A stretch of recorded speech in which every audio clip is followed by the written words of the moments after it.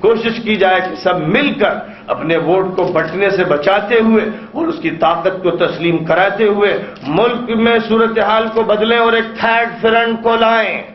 نہ کانگریس نہ B J پی دونوں کے تجربے ہو چکے اور تلخ ہو چکے. ایک تھرڈ فرنٹ لانا چاہیے.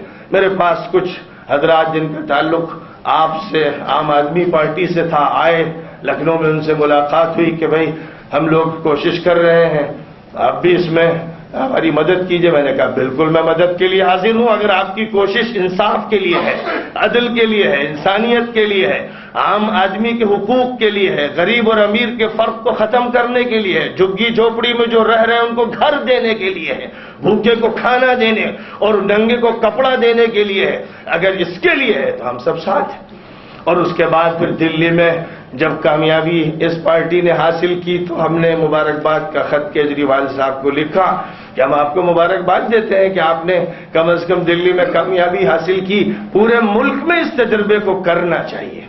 اور اسی کا یہ تقاضا ہوا کہ پھر بامبے میں بھی ایک تنظیم بھی قائم ہوئی، ہماری ایکتا منچ بھی کام کرتی رہی اور ساتھ ساتھ پولیٹیکل ایڈوائزری بورڈ، سیاسی مشاورتی بورڈ جو بنایا گیا وہ بھی اس میں شریک ہے. اور ہم لوگ اچھی امید رکھتے ہیں، لیکن ہم یہ دیکھنا چاہتے ہیں کہ آپ یا عام آدمی پارٹی انصاف کو لے کر اس ملک کی نئی تشکیل کا کام کرے گی یا نہیں کرے گی. اور کرنے کی دلیل یہ ہوگی کہ مسلمان آبادی میں جتنے ہیں ان کو پارٹی کے اندر کیڈر میں، عہدوں میں، ذمہ داریوں میں، مشاورتی کمیٹیوں میں لینا ہوگا. اگر ابتدا اس کے خلاف ہوگی تو اس کا مطلب یہ ہوگا کہ ان کے دلوں میں بھی وہی تعصب اور وہی فرقے واریت ہے اور چہرے بدل رہے ہیں. ایک ظالم گیا دوسرا ظالم آیا، ایک چور گیا دوسرا چور آیا، انگریز گئے دوسرے ڈکیت اور غاصب آ گئے. کہیں ایسا تو نہیں کہ چہرے بدلیں گے؟ اس لیے ہم پکے وعدے لیں گے عام آدمی پارٹی سے کہ انسان کو سامنے رکھنا ہے، حق ہر شخص کا ملنا ہے، اور اس انسانیت کو فروغ دینے کے لیے ہم آپس میں شامل ہوں. اور جو محاذ ہم چاہتے ہیں کہ تیسرا محاذ بنے، اس میں جو بھی آئے، جو بھی اس سے اتفاق کرے کہ ہمارا باپ ایک ہے، ہمارا رب ایک ہے، ہم سب ایک ہیں اور ہم اس ملک کے شہری ہیں.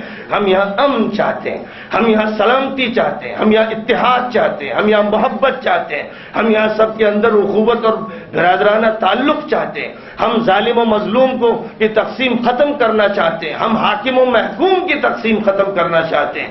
ہمارے نبی نے فرمایا تھا کہ جو حاکم ہے یعنی جو وزیر اعظم یا وزیر اعلیٰ ہے وہ سرونٹ آف دی نیشن ہے.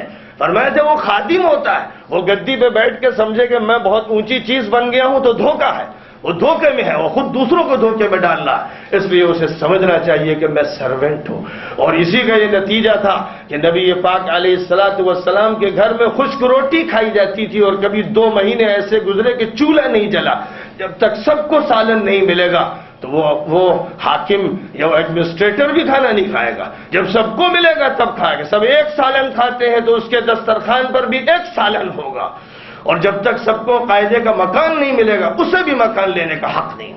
یہ تھا وہ مثالی کردار جس مثالی کردار کو ہمارے سامنے پیش کیا گیا اور تاریخ نے اس کو پوری دنیا کی قوموں کے سامنے پیش کیا. آج بڑی خوشی کی بات ہے کہ ایک ایسی پارٹی اٹھی ہے جو یہ کہتی ہے کہ ہم کرپشن کو دور کریں گے، اور اسی نعرے کی بنیاد پر دلی والوں نے اس پر اعتماد کیا. ہم چاہتے ہیں پورے ملک والے ان پر اعتماد کریں اور پورے ملک والے ان پر اعتماد کریں. اس کے لیے ہم مسلمانوں کی طرف سے یہ کہتے ہیں کہ اگر منصفانہ بنیاد پر جس حق کے وعدے کیے جاتے ہیں، ملائم سنگھ نے کہا 18% ریزرویشن دیں گے، مسلمانوں کے مطالبوں کی بنیاد پر جو آبادی میں ان کا حق ہے وہ حق انہیں دیا جائے. اور اس کی ابتدا ابھی سے اس طرح کی جائے کہ پارٹی میں جو نمائندگی مختلف برادریوں کی ہو، فلاں برادری کی 10% ہے اور 12% اور 7%، اور مسلمانوں کی 15% یا 20% آبادی جو ایک خاندان کی طرح ہے، ان کی نمائندگی اتنی ہے تو اتنے ان کے افراد لینے ہوں گے.